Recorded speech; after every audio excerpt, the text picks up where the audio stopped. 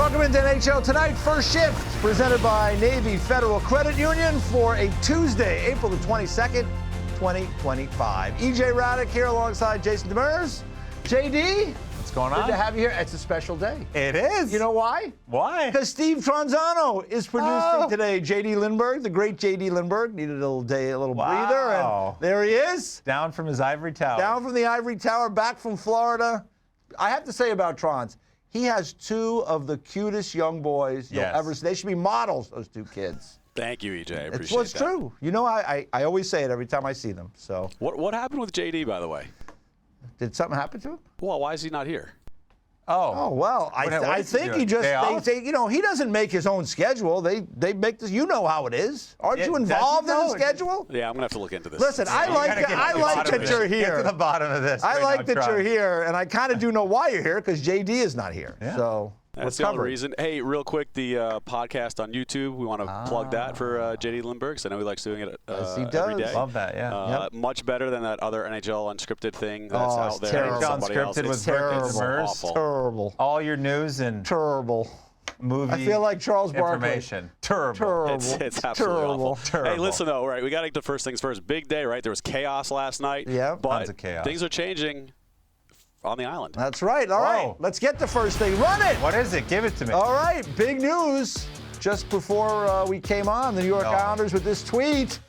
The New York Islanders organization announced today that Lou Lamoriello's contract as president and general manager will not be renewed. Wow. Effective immediately, operating partner John Collins, who used to work at the NHL, now is involved with the Islander franchise, will lead a search to find the next general manager. So I'll just ask you, how surprised are you about this? Because I have mixed feelings. I'm not terribly surprised. I mean, you never know with Lou, and he's got such a great history and such a great career. He's in the Hall of Fame. I mean, so you don't discount any of that, but I think there needed to be a change somewhere in that organization, and I'm glad they're making a move in the right direction. They're trying to change some things, maybe bring about a new culture. Maybe that culture got stale. But hopefully John Collins, hopefully the search process goes better than last time. Well, we'll see how things go. I mean, they're going to go through that process, and we'll see. Yeah. I mean, as for Lou, I never would say, here's the resume that Lou, on the island. He came to Long Island, and he turned that thing around. And he had some difficulty. He walked in. The first thing that happened was John Tavares left via free agency. Yeah. They got nothing for him. You can see they had a good run. They went to 2 Final Four appearances, the one year in the bubble, the next year during the pod year. They were a win away from going to a Stanley Cup final, losing to the Tampa Bay Lightning both years. And then they've stayed with a lot of the same guys. And they've traded away draft picks. The minor league system, and this should not be overlooked, their minor league team in Bridgeport is not good at all. And so you have to rebuild your whole system. Yeah. And so we'll see what the Islanders decide to do. But it is still a little surprising because Lou has been around for so long and he has such gravitas in the league. And I will not be surprised if he turns up somewhere else. You think? Lou Lamoriello, he always finds a way. He loves to work. Yeah. I just saw him at the GM's meetings down in Florida. Advisor role somewhere probably to start. He's in, for a man, he's into his early 80s. He's in terrific shape. He looks good. I mean, think the Devils maybe? I don't listen. Who knows? The Devils, I mean, they have Tommy Fitz, so I don't think. I'm thinking advisor role somewhere. Like, listen, if I'm the Buffalo Sabres, for example.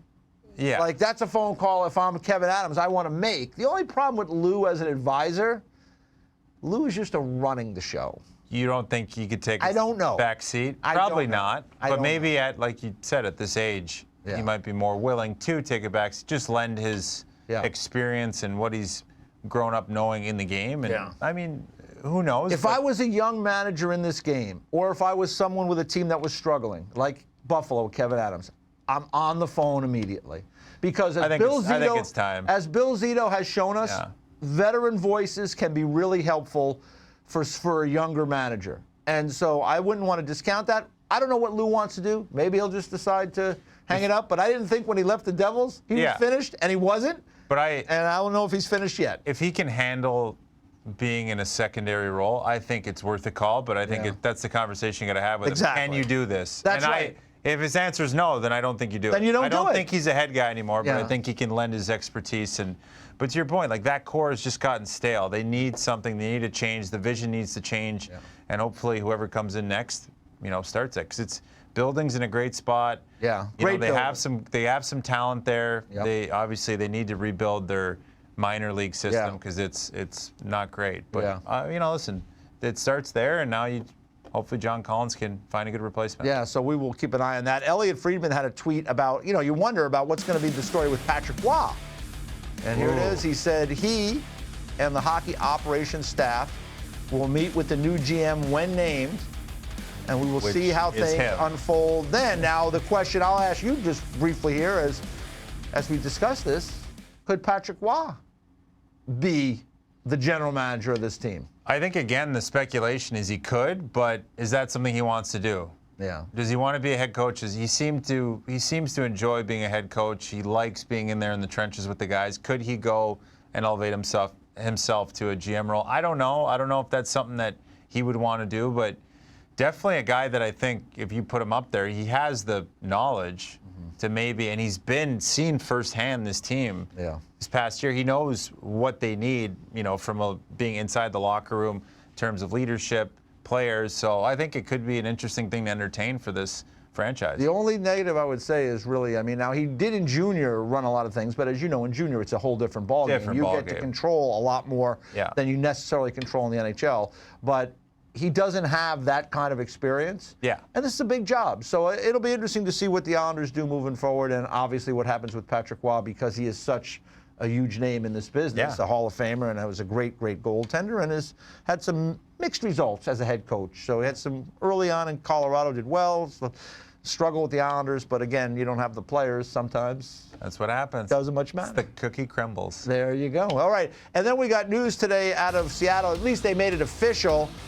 Here's a tweet from the Kraken. We are proud to announce that Ron Francis has been elevated to the president of hockey operations, and the Kraken have named Jason Botterill the executive vice president and general manager. I reported that yesterday afternoon, and they, blind squirrel finds a nut every once in a while, but they also made a coaching change yesterday. They moved Dan Bilesma out, which I think is a really tough thing. The guy had 1 year there. What's going on there? So that's a great question, right? That's what you have to wonder when you see this stuff. What is going on there? When organizations it seems like they're sending mixed messages, and I'm sure if I'm a fan of the Seattle Kraken, I'm part of the fan base, I'm confused. If I'm a player, I'm confused. What's going on? Who's staying? Is the assistant staying? Is what's happening? Is the vision changed at all? It just seems a little bit wishy-washy for me. It's like they didn't want to fully commit to some huge change, so they took away the easiest guy you can put on the chopping block, which is Dan Bilesma. Yeah. It's the easiest person to change without really making a move. And I just think there's bigger issues with this team, just the personnel. I think there's a lot of the same player. They need to really find a superstar to be the face of this franchise. I don't think they have that yet, and they haven't had it since their inception. So they need to find the next person that's going to come out and be the face and the name that you can kind of build this team around. I don't think they have that yet, and hopefully Ron Francis sees that and Botterill can come in and help. But it's just weird to me. I'm confused. Yeah, and yesterday, it's funny when I put the tweet out about it, you get a lot of feedback from fans because they're curious about, is this real or what? And it wasn't a lot of positive feedback I got from Kraken fans because, to your point, they were like, well, it was almost like, why aren't we doing something bigger? Yeah. And, when you compare, and they're going to be compared. Let's face it. They came in a little bit after Vegas. Vegas had an advantage. A lot of the managers weren't exactly sure those rules. Yeah, they took Vegas advantage. took advantage big time. And Seattle didn't quite have that same edge because people learned from what happened. But the difference is, to me, the Vegas Golden Knights, they're killers. They take swings. They're killers. Big swing. They are bold. Swings. They want to win today. They want to win this minute right now. They want to win the next minute. That's who they are. Yep. So there's no doubting kind of what they're about in Vegas. Seattle, Vegas went out, they had to trade for Jack Eichel. They took a bold swing with a guy with injury issues. Seattle's more measured. Exactly. Alex Pietrangelo. It's safer. They play safe. And as John Tortorella and Craig Ramsey, others in the past, safe as death, right? Safe as death. At least in, sports where wins and losses, we add them up, and that's how we determine who's doing well. So we'll see what happens with Jason Botterill. Oftentimes, somebody in a second GM's job, they can hit the ground running more. Yeah. Maybe they've learned from things that didn't go well. He was in Buffalo. Obviously, a lot of things don't go well in Buffalo. I know, but so we'll see. Was it his fault? Yeah, it's going to be interesting to see. But again, just really vague. Probably as time goes on, we'll know more this summer what direction they want to take this. But Botterill's probably known for a little bit that he was coming to this position, I assume. Yeah. So we want to see big swings. That's what you need to do just to win a Stanley Cup or make it to the playoffs. You got to take a big swing and play risky a bit. Yeah, you be bold sometimes. Be bold, you know, the bold people who are bold get rewarded sometimes in these things. So we'll see. So that's the news. We got 4 games on the agenda tonight. The Devils and Hurricanes at 6 p.m. Eastern, a little early. I like what the league is doing here. I mean, I know that people out in Vegas, I don't know if they love an 8 o'clock start. Central time zone, I know that the fans there, I've heard from them. They don't love 8:30, 9 o'clock starts. But late start. Most people are watching these games on TV, and so it's great that they're kind of spread out a little bit. And we can kind of, if you want to hang in there, you can be up until 1:30, 2 a.m. Eastern time and watch the end of the Wild Gold Knights. But should be really another great night of hockey. We had one last night, but we got to start with the Panthers and the Lightning here. And, we've been waiting for this series. Look at now, you brought this to my attention, so I'll let you go through this. I mean, this is just razor-thin margins for who's going to win this series. I think it's a coin toss no matter which way you chalk it up, but this is just some numbers to back it up. I mean, incredible stuff. Identical in so many areas. So, I mean, they're 2 teams that, listen, this is a beast of a series. These are 2 teams that arguably can make it to the Cup final. You could say this is 2 Stanley Cup contenders. I think it is. How healthy is Florida? We'll see. But I thought the retooling the Tampa Bay Lightning did this offseason has just put them in a great position. I think their decore's much improved. Their deeper. Their third line's much improved. I think they have 9 forwards that you can throw out against any team and really be effective. So, and Kucherov's doing Kucherov things. Their top guys are playing as they should. Gensel's fit in seamlessly. Seems like Hagel's been terrific. So I think it's a good starting point for them to get Florida in the first round. And I think Florida's a little banged up, but they're battle tested, battle hardened. They're a team that's won. They understand how to get to the finals. But do they have enough juice in the tank to make it to another finals? It starts with Tampa. It's going to be a wild series. I can't wait. It's going to be probably my favorite series of the East. You talked about it, right? Like these 2 teams. Tampa Bay went to the Stanley Cup final 3 consecutive years. They won twice. They lost to Colorado. Then the following year, Florida went to the final, lost to Vegas, and they went last year and they won. So over the last 5 years, these 2 franchises have represented the East in one form or another. Gold standard. Florida now is a little like Tampa was. Had played a lot of games, a little beat up. We'll see what happens there. And Tampa has retooled and is a little bit fresher. So we'll see if that helps them. Now, we're going to wonder about what Matthew Tkachuk is going to do, right? He skated this morning, and he's been out now since the 4 Nations. And the idea was hopefully he could come back. It's a game-time decision for Matthew Tkachuk. He has been skating of late. And here he is. This is some video from this morning. And you were saying he still looked like he was a little bit laboring there. I don't know. Hard to tell. You played. You would know maybe better than I would for sure. Yeah, I mean, game time decision doesn't really invoke a ton of confidence. And I watched a couple of the skating. I just don't love the way he's moving. I think what the injury he had was severe enough to keep him out. I think it was either groin or hip. Yeah. And that is always tough as a player, especially he has not played. You're coming in. You cannot. Doesn't matter how much with the groin or hip or something in that range or an oblique that practice does not simulate what you can do in a game, and it is going to be war out there. So hopefully he can battle, and you can't have him waiting in. He's not a guy that can come in and play. He's not a waiter. He's 6 minutes. He's going full bore. Yeah. He's going through the wall, and you need to kind of make sure that he understands that. Listen, the important thing is when you come in, you're healthy at 100% or close to. Can't have you being 60% saying I'm good to go, because that's only going to hurt the team. And he's a leader. He understands. He's a winner. He understands that if he can't go, he can't go. So we'll see tonight. But, yeah, it's an interesting one. It's an interesting development, I think, for this team, because he's the heartbeat of that team. Yeah, and Aaron Ekblad, of course, is still out, right? He misses the first 2 games as he's completing that suspension. So they are, a little bit nicked up. but they are still the Florida Panthers, and they have been really good the last couple of years, and they have such an identity. I think we talked on the call today. You know, the bottom line to me, this series, can the Tampa Bay defense control that really good forechecking game of the Florida Panthers? Because they just dump it in, they rim it around to one end. If they don't like the look, they rim it back around the other way. They change the geography of the attack all the time. Their defenders will jump in. So we know what they do.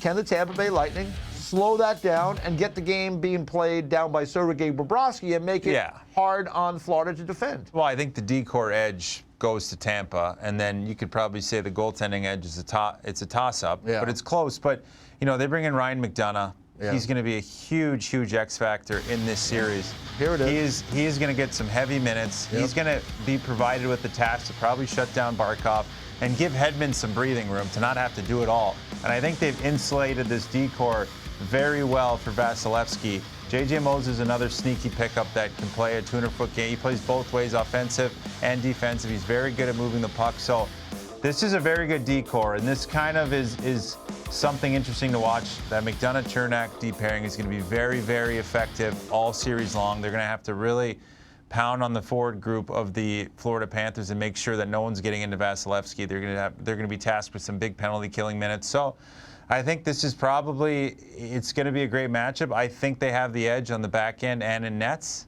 I think Vasilevsky, if he is close to his form that he's been when they were on those 3 consecutive cup runs, I think he's definitely, I would lean slightly to Tampa. Okay. But well, I think that's because the injury stuff playing well and they're fresher. And you said something like, don't you think John Cooper's in that room being like, boys, we've been in the situation Florida's been in. We know how we were beat when we were fatigued. We got to implement that. So hopefully that's what they do, and it's going to be a great series. And you talked about their D. Maybe they'll go 11-7. John Cooper likes to do that from time to time. He does. So sneaky bugger. We will see what happens. Looking forward to that one tonight among the 4 games. Last night, wow. What a night. Ovi, his first overtime. Yeah, Ovi. Yeah, that's your first overtime game winner. We'll talk about last night next on First Shift. NHL Tonight, First Shift is presented by Navy Federal Credit Union, official military appreciation partner of the NHL.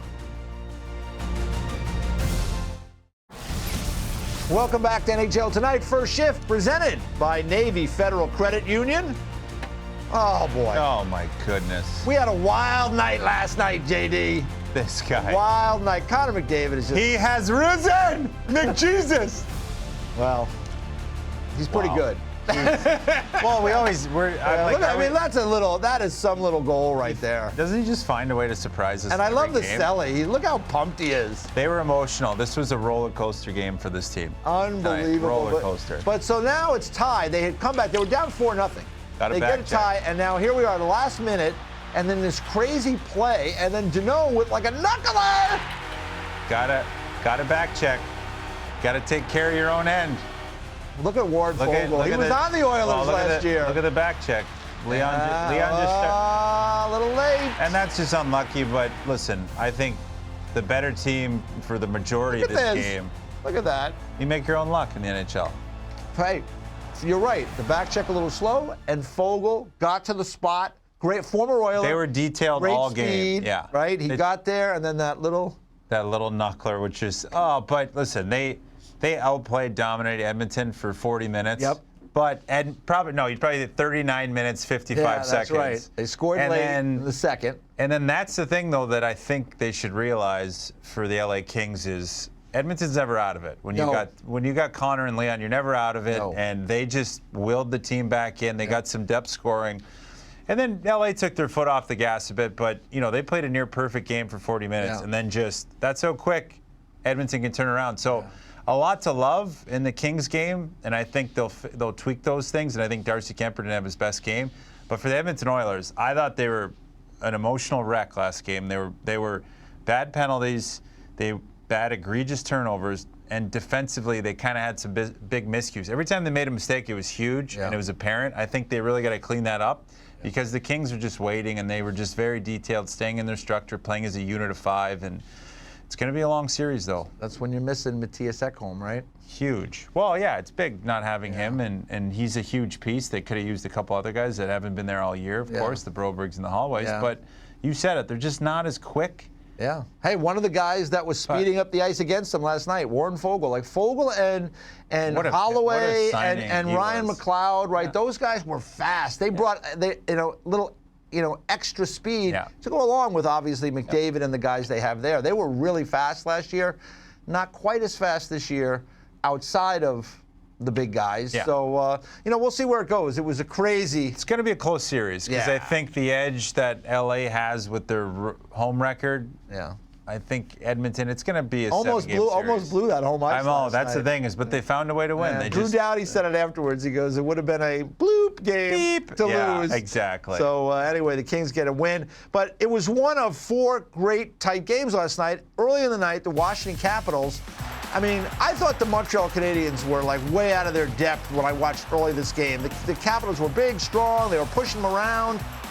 Look at this play by Suzuki. They get 2 in the third to tie it up. All the patience in the world. The defensively, the Washington Capitals were not good last game. I thought Logan Thompson bailed them out a bunch, but they just did not have an answer for that Suzuki line. That Suzuki line since Four Nations has been one of the best lines in the league. It's the best line in that series, right? By far, large in part. But Ovi does it.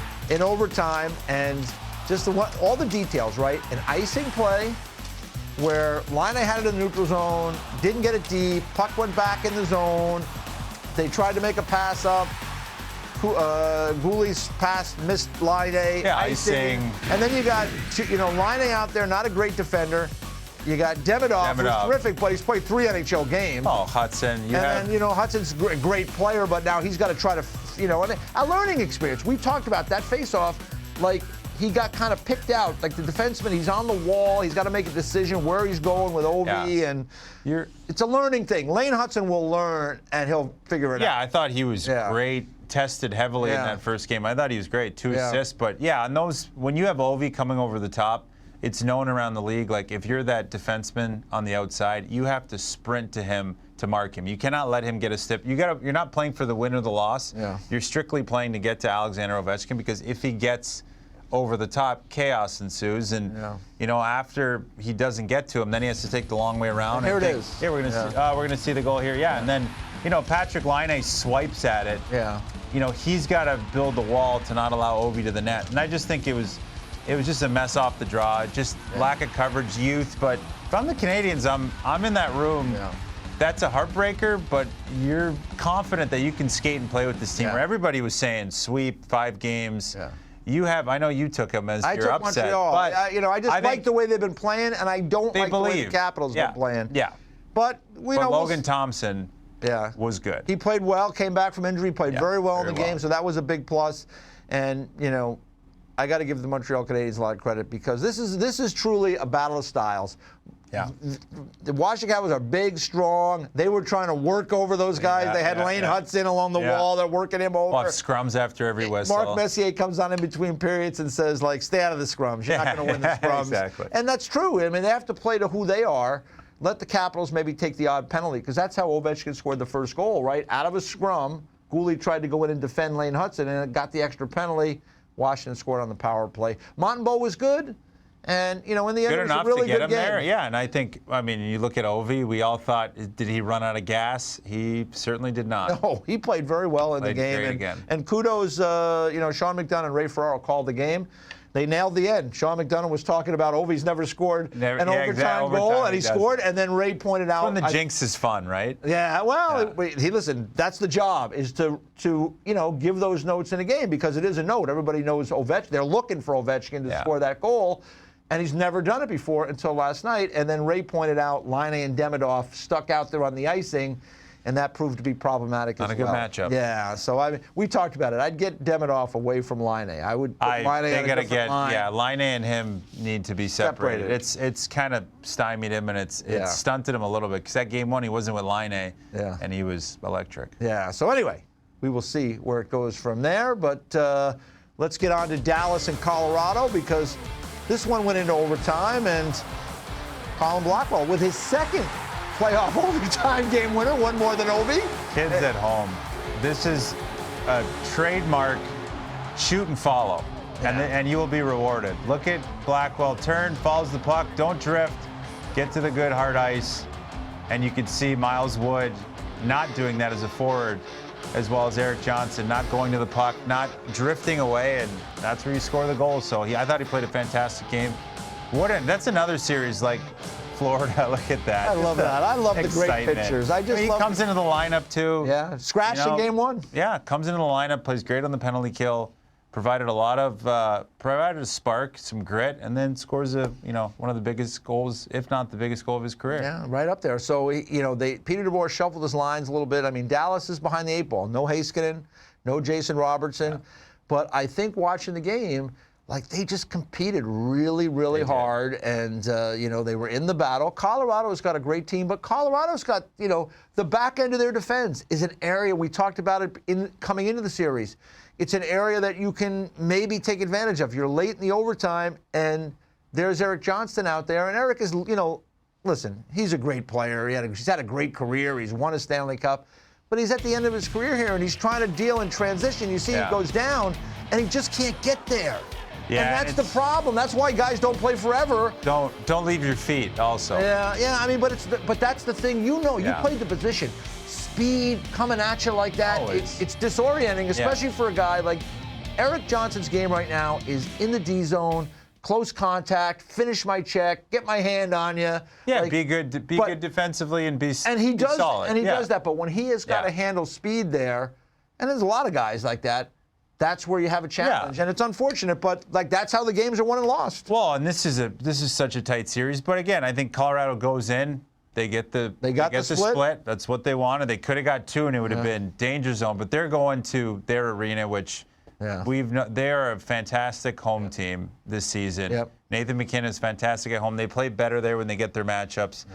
Potentially Gabe Landeskog coming back. I think there's going to be a boost. So I think they're in the driver's seat right now still. So, but it was a great game, great series. So we knew it was going to be. And so it's tight. Yeah. Now we go to Colorado for Game 3 tomorrow. Then they get 2 days off, and they play again on Saturday. So we'll see how that impacts things.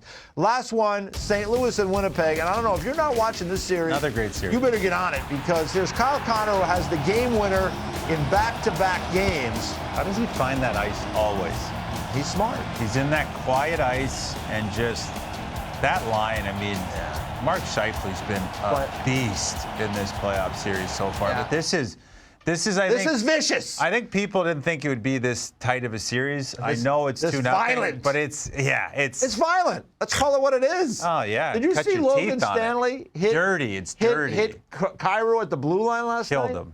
I mean, that was one of the biggest hits of the season. And that was one of many hits that took place in that game. Everybody's getting a little piece of skin out there tonight. I know. Everybody's getting a little bit of skin. It's one of those series that's going to wear on whoever wins this. But I think Jets don't want this to go too long, because it's a physical series. It's demanding. It's demanding. And these are the ones that fans love, but as a team, you're like, you get out of this and it's ice bag. Oh, I loved it. I wasn't big enough to withstand it. I was just full ice bags after the game. But I like when it gets dirty like that. You can see the guys care. They want to win. They got their teams. That's 2 fantastic hockey teams. Yeah, so. great environment there in Winnipeg. And Connor Hellebuyck. Been good. He was good last night. Good game. He was good last night. The scene shifts to St. Louis. Great building, great fans there. That's going to be a very interesting Game 3. When we come back, we'll talk about some of the action tonight, and the Leafs looking to make it 2 in a row over the Senators tonight. Can they do it on home ice? Talk about that next on First Shift.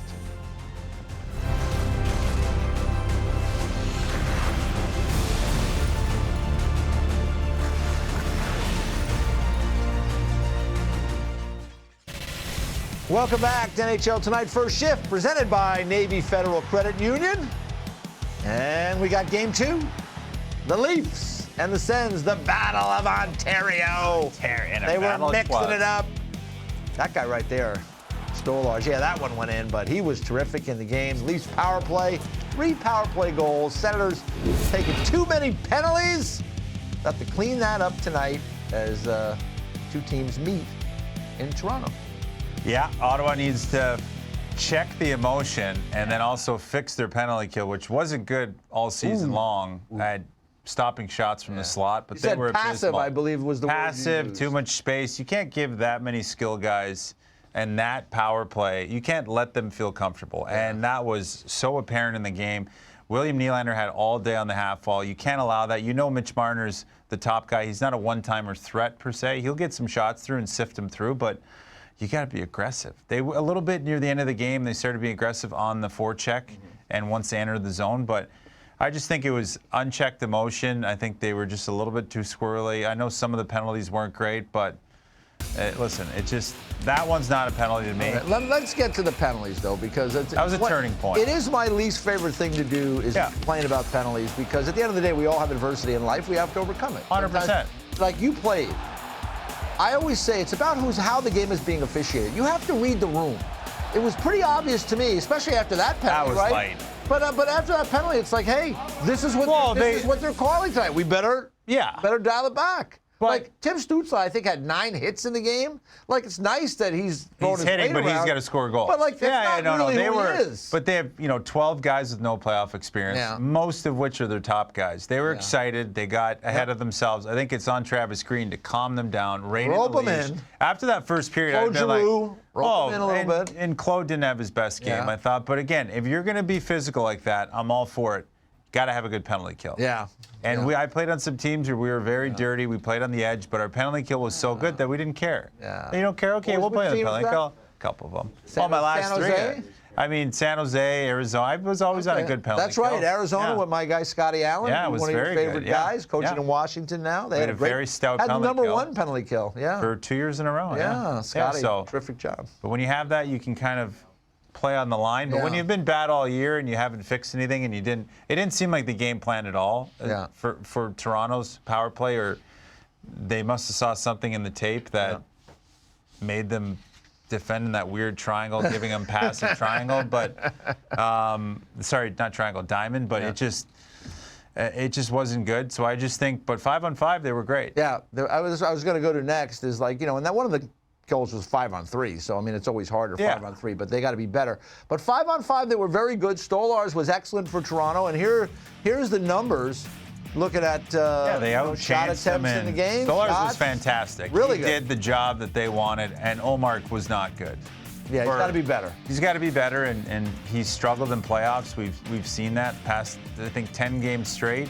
Or he's played 10 playoff games, 6 of them, 4 more goals. Something like that, 4 more goals. Yeah. So he's allowing goals, but Stolarz did what they brought him in to do. Yeah. He is firmly the number 1 guy, and he plays so big, and he's athletic for being that big, and he's able to move a little octopus in there, and he's got the arms flailing. But yeah, he was good. I think it was a perfect start for the Toronto Maple Leafs. Listen, you want to win, you bring in a Jersey guy.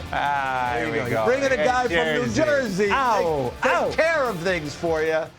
And remember, Stolarz was on the Cup winner last year in Florida. He was the number 2 guy there. But I always feel like, and I've talked to Anthony about it, like you learn a lot watching a guy like Bobrovsky prepare. And I think that really helped, Anthony Stolarz move forward. He's had some, he's had some good moments in his career. He had some injury issues early, but he's getting this opportunity, and he's trying to run with it right now. And they got Joseph Wall ready just in case. So it's a nice situation for the Leafs. Yeah, I like what they have, and it's probably the best back end they've had. Yeah. In a while on this team. I heard people saying all time. They're one of their best decors all time. You don't think so? I don't know. I'd have to think about it. That's a lot of years with the Leafs. That's a lot of years. I'd say a recent memory. The past 10, 15 years. This is their best decor. I would just say, we'll wrap it up on this. I just think that, for me, this team here, the way they're built, much more contender than pretender. I've said it all year long. Yes. I don't know if they can win. We'll see what plays out. But this is a team that's built to have more playoff success than any team they've had before. So we'll see. It's their best chance. Yes. Yeah. In the playoffs. So we'll see if they can do it. We got the Devils and the Hurricanes tonight, as I mentioned. God. 6 o'clock. So keep that in mind. 6 o'clock Eastern time. That one starts. I mean, I don't know if the Devils if they don't have bad luck, they've got no luck, right? Because here's for Sheldon Keefe, Brendan Dillon, and Luke Hughes will be out for Game 2. Dillon, both of them got hurt. Luke Hughes did return to the game, but you can see Dillon lower body, Hughes upper body, both out. They've already got injury issues. Siegenthaler's already out. That's 3 deep on the blue line, out of the lineup. 3 of your top 4. Yeah. you could argue it's Yeah, they got Hamilton back. You got Pesci, Hamilton, and then you're going to have Simone Nemec is going to come in. And maybe Casey gets in there. Seamus Casey. What are you doing at 6 o'clock? Cholowski could come in. They got okay. Am I going to watch this game? But that's a tough. Yeah. Well, they're going to be taking on water. If you're a forward group, you got to. Yeah, that's how it looked this morning. 3 guys high if I'm Sheldon Keefe all night. 3 guys high. Let's try to get this 1-0 game. Because a bright spot, Markstrom, was excellent. I thought was very. It could have been 6-0 in the first, and he held in there. So, yeah, they're the walking dead right now, and it's tough to see because this is a team that, when they're healthy, has Stanley Cup aspirations. But we talked about it before the show.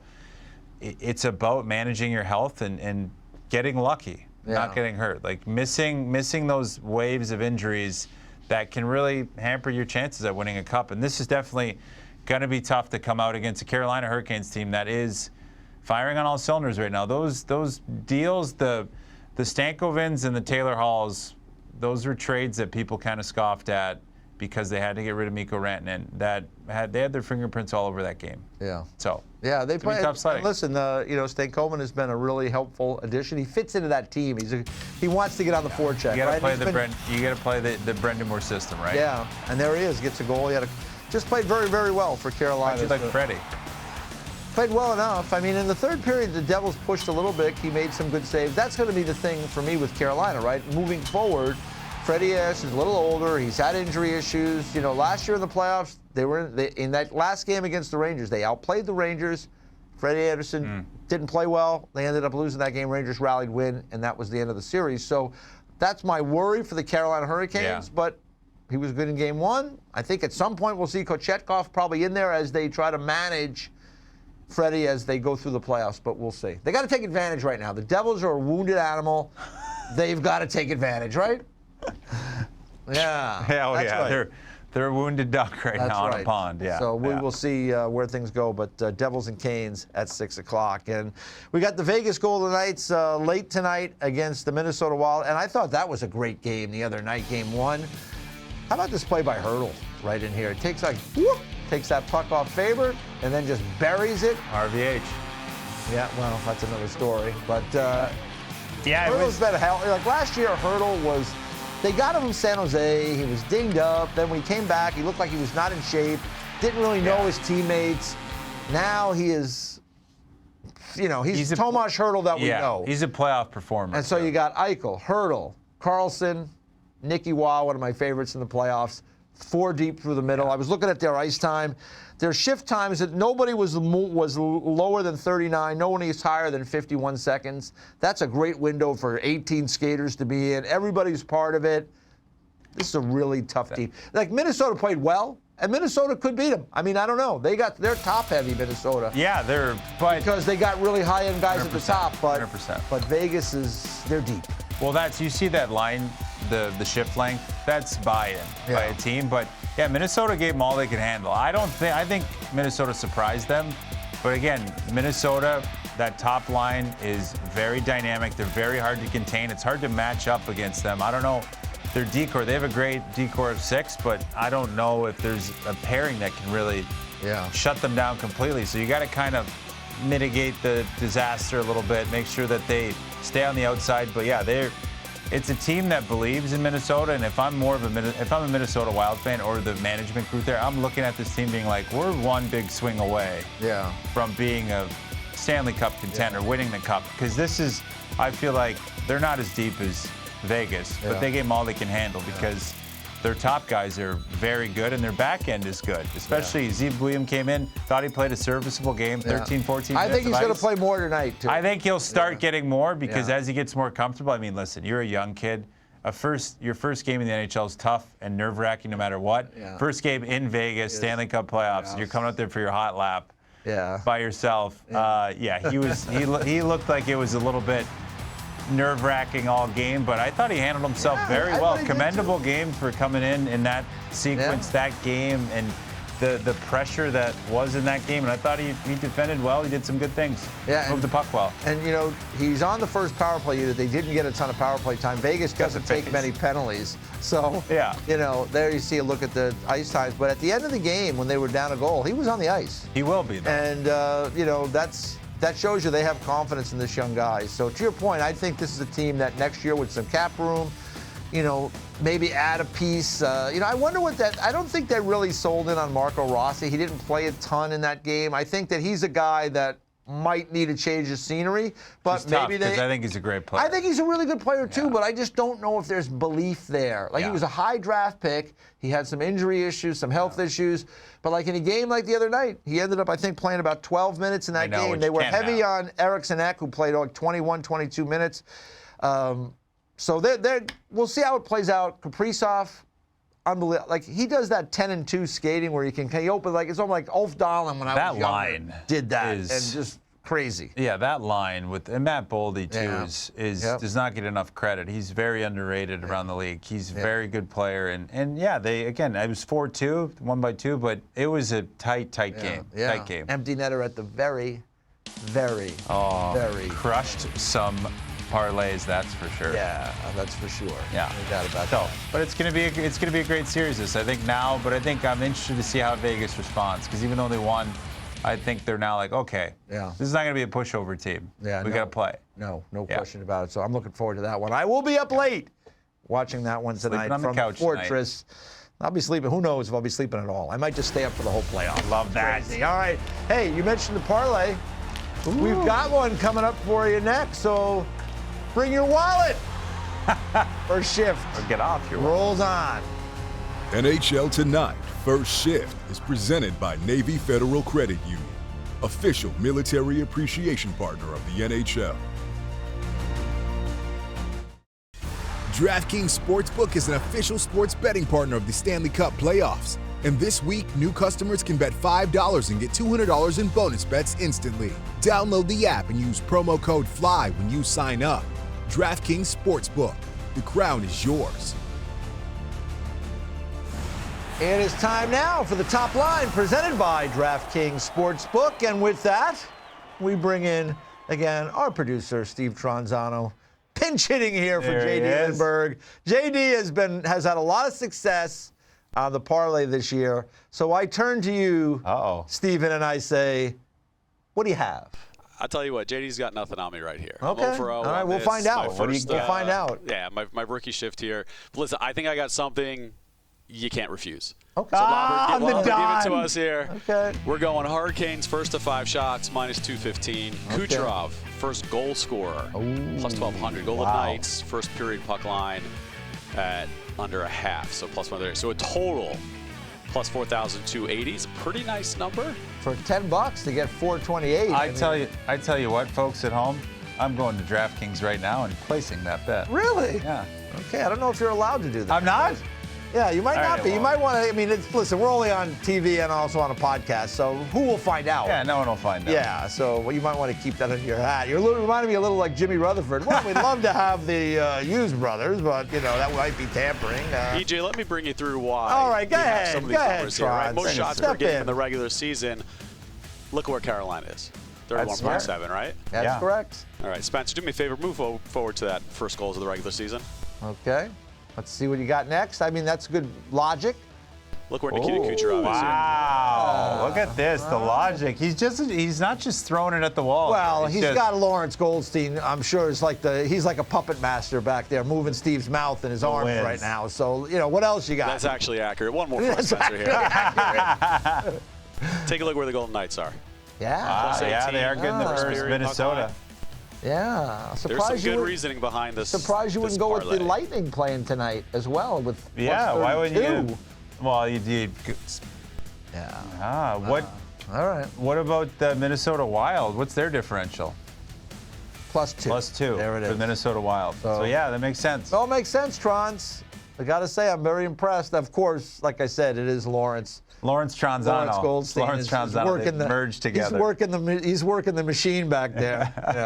So as you know, Lawrence is the consigliere. Yes, he is. He is. It's like it's like the Wizard of Oz. Like don't pay any attention to that man behind the curtain. He has nothing to do with this. It's really the man behind the scenes. What do you make of that top line parlay today? I like it. It really rests on Kucherov, right? Yeah, it rests on Kucherov. But the Carolina one's gonna hit because they just shoot everything. Yeah, that's true. And again, we know the The Devils are struggling. They're missing a lot of guys on defense. As E.J. Raddick I said, did say they are a wounded animal. And then you look at the puck line of the Golden Knights. I think that's a good one. I think they're going to come out strong in Vegas. Come out big, come out hard, come out fast. And then, it all hinges on the Cooch. But we got it to back up. Listen, if you're going to take a chance on Cooch is going to be buzzing to start tonight. At home, Amalie. Yeah. Arena's going to be buzzing. That's a good, when you could get him at that plus 1,200, he's a great player. You saw the list. He scores a lot of first goals. So he does, and that's going to be such a good game. I know. Oh, we get a little. It's like a little appetizer with Hurricanes. Wet the beak a bit. Yeah. Well, listen. The Devils. We can sit here all we want and write off the Devils. They've got injuries. Still the NHL. They're going to play hard. Yeah. Their goalie is good. They in their room, as you know, you've been in those rooms, right? When everybody's against you, they're coming to play tonight. So the Carolina Hurricanes better be ready. And the Nico Hischier was a bright spot. That line was very good. Timo Meier was playing big, was playing hard. So, do they have a chance? Yeah, it's the NHL. Everybody has a chance in the NHL to win, but I think Carolina's they're well equipped. They know what's at stake this season, and I think they see blood in the water, and I think it's going to be one of those things where they come out hard. And Rod Brind'Amour is going to have them ready to go. He's not going to allow them to take their foot off the gas. So, and a great crowd down there in Raleigh, and so they'll be revved up for the game tonight. But make no mistake, Jacob Markstrom has to steal the game. Yeah, he's got to play well. Yeah. He's got to keep them in, give him a chance. Better than well. Yeah, give him a chance. He's going to get 40 shots, so he's got to. Well, we'll find out. I love these type of situations. It's everybody, great. if you're in the room and everybody thinks you're finished, and you were there. Don't you love it? In Arizona for 4 years, every game we thought we were finished. Every game we thought we were finished. Got no chance We're tonight. always the underdog. You got no chance to win again tonight. And we'd win. That's right. Yeah. You're okay. We did all right.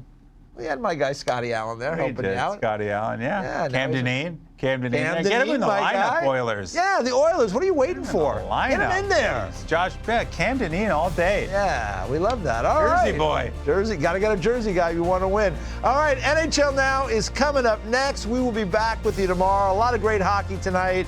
Enjoy it, everybody. See you, JD.